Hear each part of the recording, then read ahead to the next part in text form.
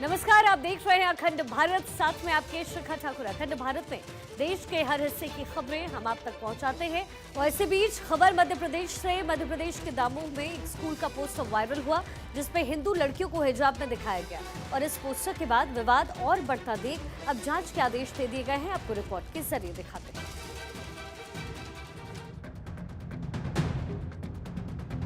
ये घटना शर्मसार करने लायक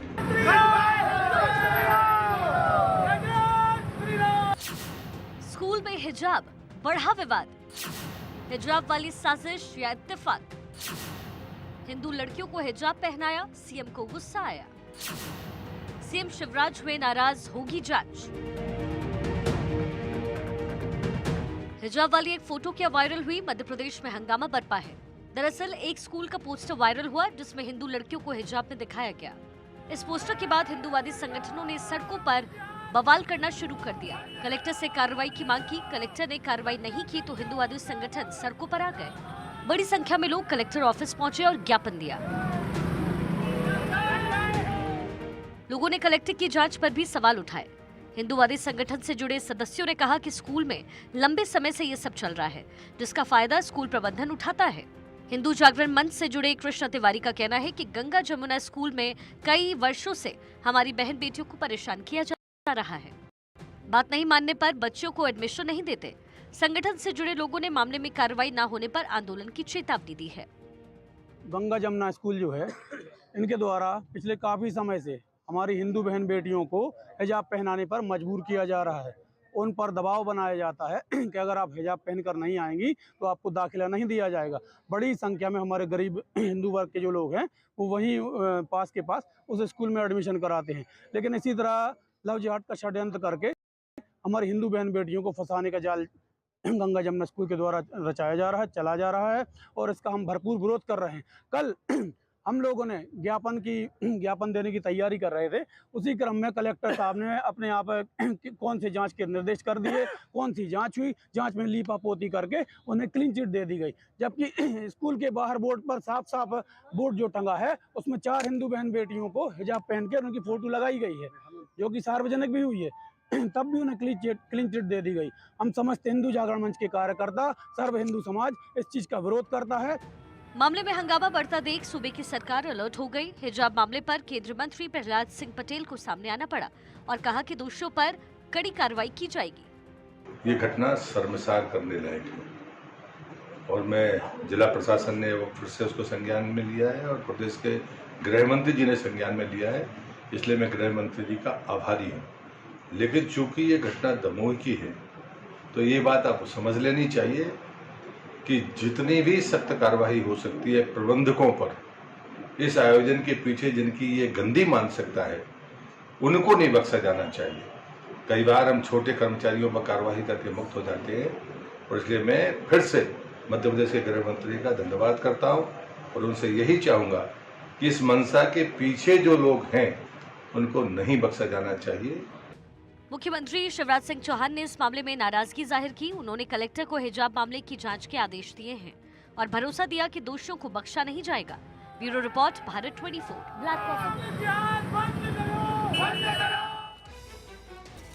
चलिए अब खबरों में और आगे बढ़ते हुए, केंद्रीय गृह मंत्री अमित शाह हिंसाग्रस्त मणिपुर के दौरे पर हैं।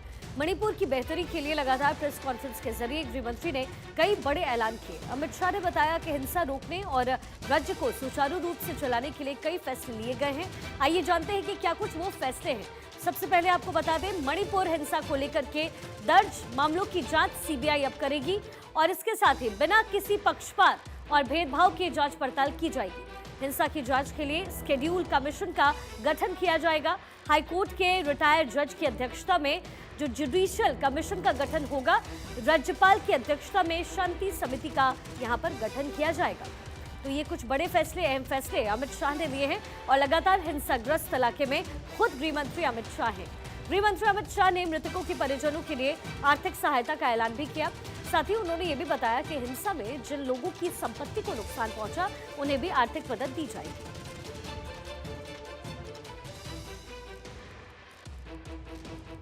इसके साथ ही कुछ और अहम फैसले अमित शाह ने किए हैं। कई बड़े ऐलान और भी किए गए हैं। हिंसा की पीड़ितों को 10 लाख की आर्थिक मदद दी जाएगी। 5 लाख रुपए केंद्र और 5 लाख रुपए मणिपुर सरकार की तरफ से दिया जाएगा। हिंसा में जान गंवाने वालों को राशि डीबीटी के जरिए भेजी जाएगी। एक राहत और पुनर्वास पैकेज भी तैयार इसमें किया जाएगा। हिंसा में जिनकी संपत्तियों को नुकसान पहुंचा उन्हें भी आर्थिक मदद दी जाएगी। इस बात का ऐलान गृह मंत्री अमित शाह ने किया है। देखिए, मणिपुर में हालात पर कैसे काबू पाया जाए और कैसे सब ऑल इज वेल हो जाए, इसलिए अमित शाह 30 मई से लगातार मणिपुर में ही मौजूद हैं। वो लगातार बैठकें कर रहे हैं कि किसी भी तरीके से हालात पर काबू किया जा सके, राज्य के लोगों को किसी भी तरीके से सुरक्षित किया जाए।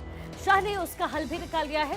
उपद्रवियों से सख्ती से निपटने और पीड़ितों की मदद करने का फैसला उनकी तरफ से लिया गया। आपको रिपोर्ट के जरिए दिखाते हैं। सुलगते मणिपुर में सब होगा ठीक। शाह ने निकाली राह सटी। हिंसा करने वालों पर होगा एक्शन। दूर होगी पब्लिक की टेंशन।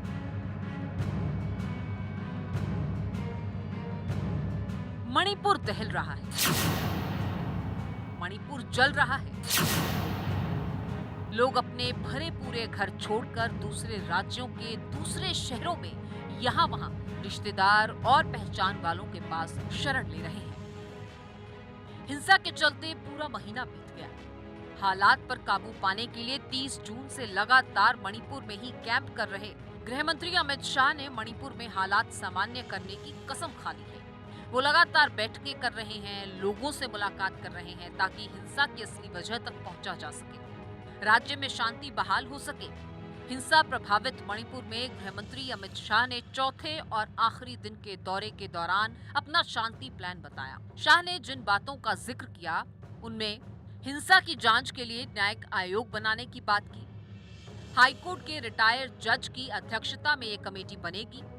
सीबीआई की स्पेशल टीम भी घटना की जांच करेगी। हिंसा में मारे गए लोगों को मणिपुर की सरकार 5 लाख देगी और पीड़ितों को केंद्र सरकार भी 5 लाख की मदद देगी।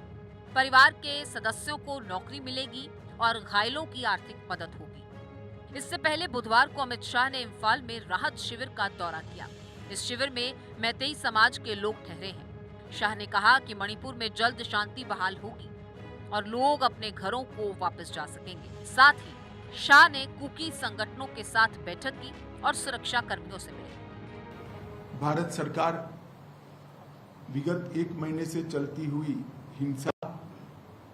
हिंसा होने के कारण और हिंसा में किसकी जिम्मेदारी है, इस सभी की जांच के लिए हाईकोर्ट के चीफ जस्टिस स्तर के रिटायर्ड न्यायाधीश का न्यायिक आयोग गठित कर जांच करेगा। मणिपुर में ऐसा क्यों हुआ, विवाद की वजह क्या है, उसे भी आप समझ लीजिए।